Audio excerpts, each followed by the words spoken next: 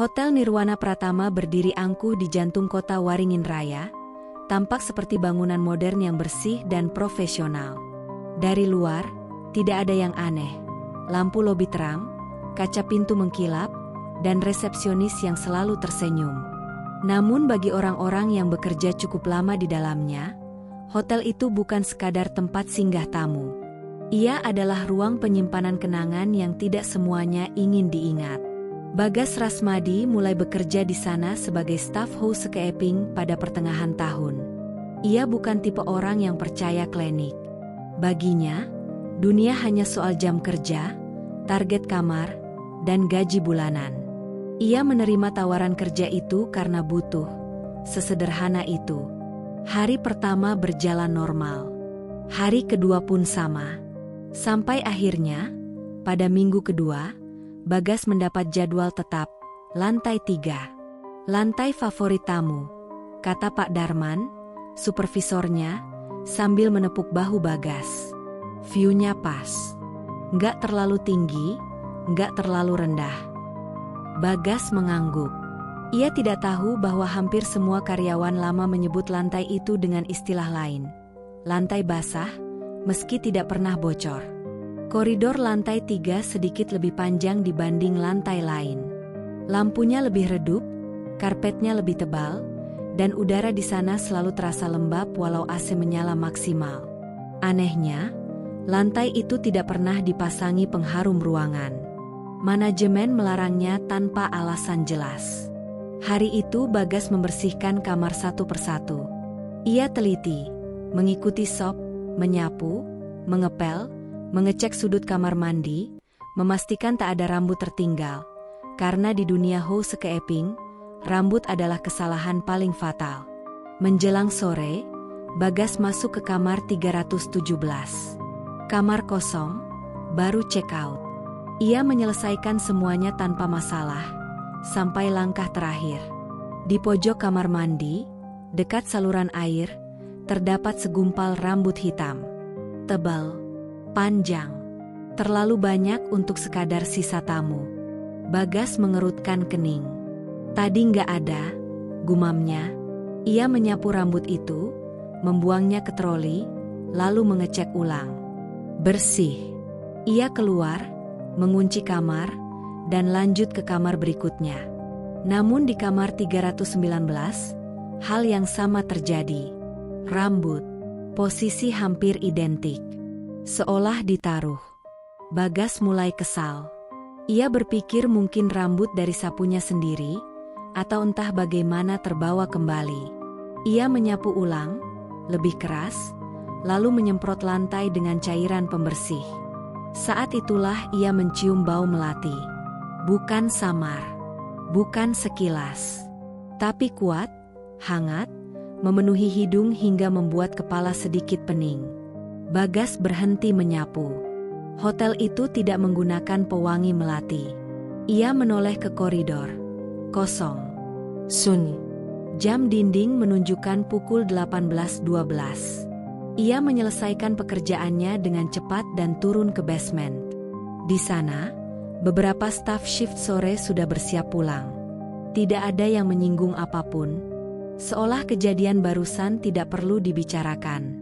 Keesokan harinya, Bagas kembali mendapat lantai 3. Dan rambut itu kembali muncul. Hari ketiga, keempat, kelima, selalu sama. Selalu menjelang maghrib. Selalu di pojok kamar mandi. Dan selalu disertai bau melati. Puncaknya terjadi di kamar 321, kamar paling ujung dekat tangga darurat. Bagas sedang menyapu ketika ujung sapunya terasa tertahan. Seperti tersangkut sesuatu yang berat. Ia menarik. Rambut itu tidak bergerak. Saat ia menunduk, rambut tersebut tampak masih menyambung, bukan terputus. Bagas menelan ludah. Ia perlahan mendongak ke arah cermin wastafel. Di sana, pantulan seorang perempuan berdiri tepat di belakangnya. Rambutnya panjang menjuntai, menutup seluruh wajah. Gaunnya putih kusam. Kakinya tidak menyentuh lantai. Bagas ingin berteriak, ingin berlari. Tapi tubuhnya kaku. Udara terasa menekan dada. Bau melati menyengat hingga membuat matanya berair. Lampu kamar berkedip. Dan dalam 1 detik yang terasa seperti 1 jam, perempuan itu menggerakkan kepalanya, seolah sedang menyisir rambutnya sendiri. Bagas menjatuhkan sapu. Ia berlari keluar kamar, meninggalkan troli, meninggalkan pekerjaannya, dan berlari menuruni tangga darurat tanpa menoleh sekalipun. Di lobi, Bang Surya, leader malam, langsung tahu. "Kena lantai 3?" tanyanya pelan.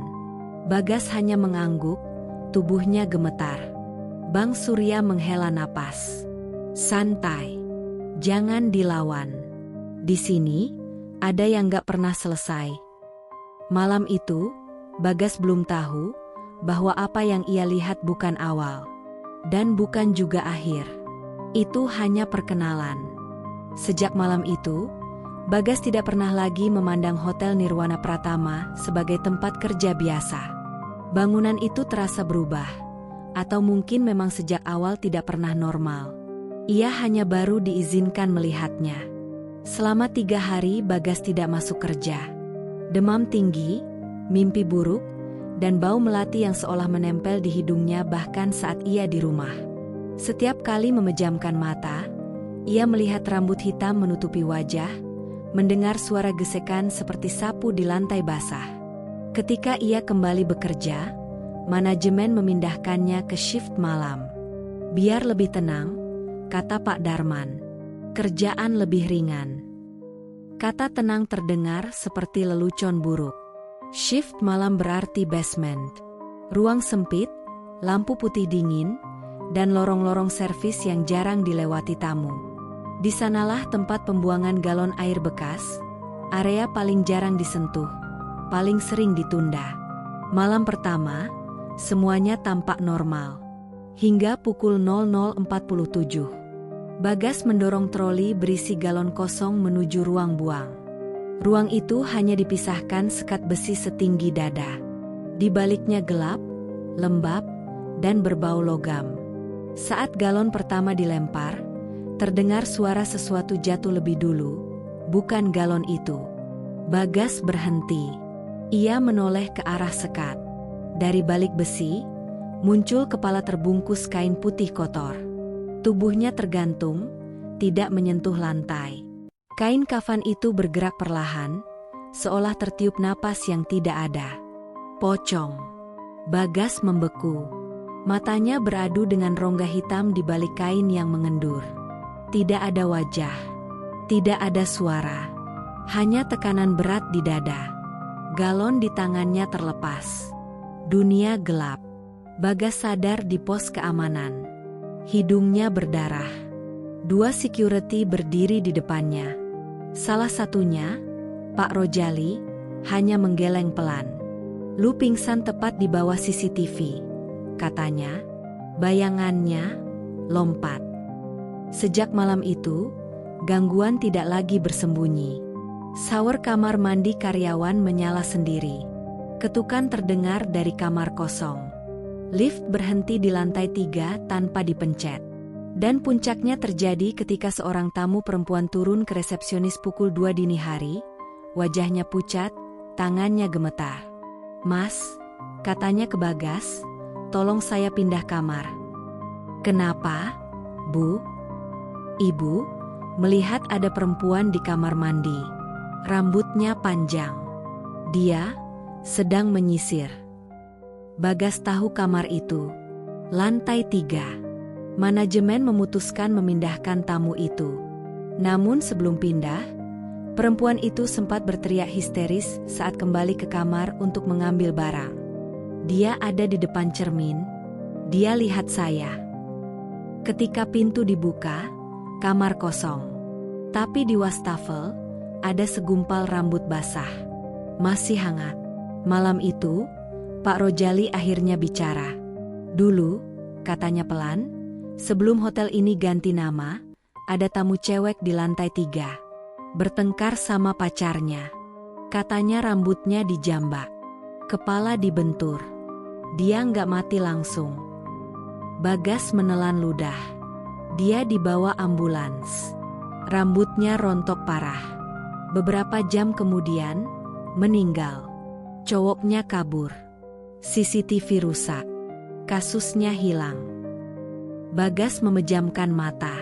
Sejak itu, lanjut Pak Rojali, tiap malam ada yang nyisir rambut. Kayak lagi nyiapin diri. Tapi nggak pernah pergi. Hari terakhir Bagas bekerja jatuh pada malam hujan. Ia mendapat satu tugas terakhir, mengecek kamar 321, kamar ujung. Dengan langkah berat, Bagas masuk. Lampu redup. Udara lembab. Bau melati langsung menyambut. Di cermin, ia melihat pantulan dirinya sendiri, lalu pantulan lain. Perempuan itu berdiri di belakangnya. Kali ini wajahnya terlihat, pucat, lebam, mata kosong, rambutnya menjuntai sampai lantai. "Aku sudah bersih." Suara itu terdengar, seperti berbisik di dalam kepala Bagas.